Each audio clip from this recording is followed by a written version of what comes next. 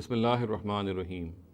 Regarding the concept of the hereafter, the misconception I intend to bring into discussion today relates to this notion which has arisen from a hadith of the Prophet Muhammad sallallahu alaihi wasallam, that there will be more women in hell than men. Now, this is what is the conclusion which has been drawn from a narrative, and of course, the narrative supposedly and allegedly explicitly states this statement of the Prophet that there would be more women in hell than men. Now, first of all, it needs to be understood that as far as hell and heaven are concerned, at the moment they do not exist. The Quran is very clear here that the current world and the current scenario will be absolutely destroyed, and it will be converted into a new world. The words of the Quran are يَوْمَ تُبَدَّلُ الْأَرْضُ غَيْرَ الْأَرْضِ وَالسَّمَاوَاتِ, which means that these skies and this earth will be changed into a new sky, into a new earth, and then, of course, hell and heaven will be created. So therefore, narratives which speak of hell and heaven, or which speak of certain details about hell and heaven, and they have to be considered to be shown to the Prophet as in his vision.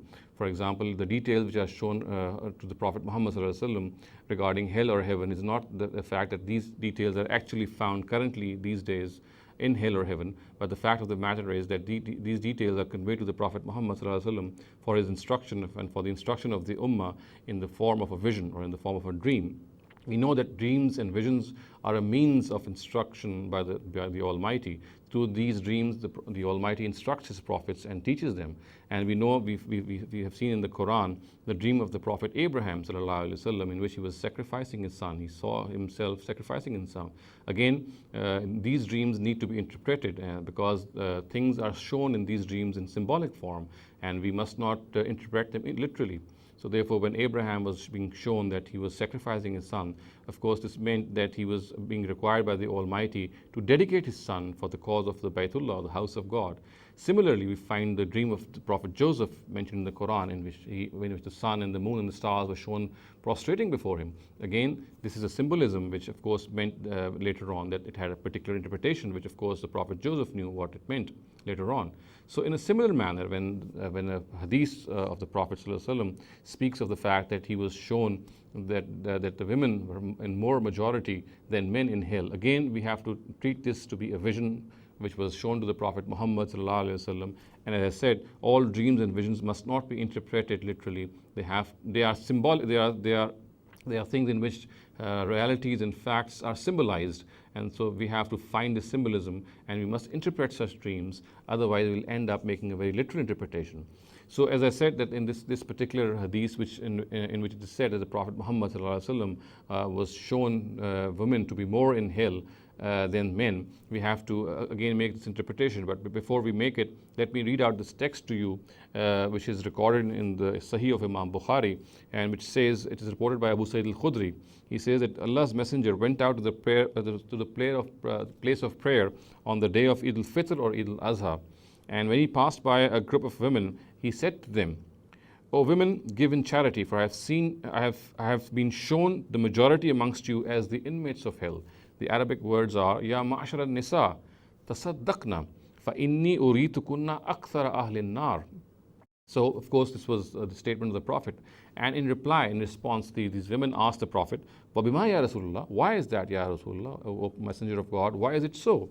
And again, the Prophet replied here, "Tukthirna al-la'an wa takfurun al-ashir," which means it is because you curse one another very much and you show ungratefulness to your husbands.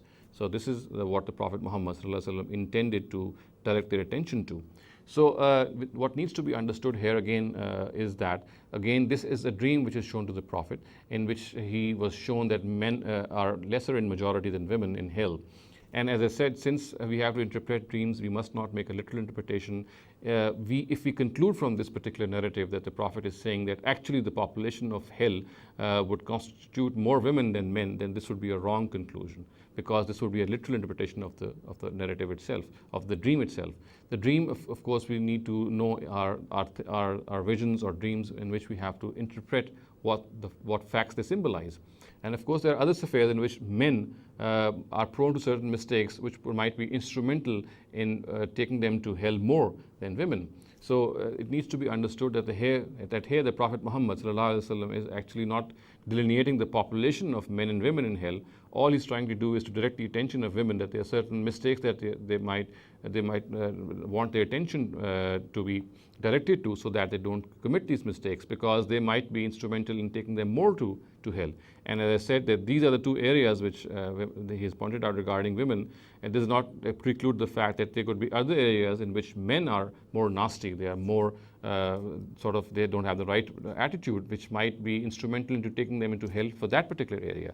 But since the Prophet Muhammad in his own times wanted women to be very cautious of these two things which emanate from them, so therefore he adopted this attitude. As I said, we have to realize that this particular narrative depicts a dream of the Prophet, and dreams must not be interpreted literally. They have to be interpreted. The symbolism found in them has to be interpreted, and as I said, the symbolism found here is causative. The whole picture of hell actually symbolizes the cause of their going to hell, and the cause here, as I said, is that, as the Prophet himself pointed out, that they are ungrateful to their husbands, and they curse one another a lot. So this is what the attention must be focused to. And as I said earlier on, again, there could be other affairs in which men are nasty, and in those particular affairs, men are more prone to be taken to hell. So one must not think that biologically or naturally women are in general more prone to hell. It is in just these two affairs that this narrative is trying to caution and prod them. أقول قولي هذا واستغفر الله لي ولكم ولسائر المسلمين والمسلمات.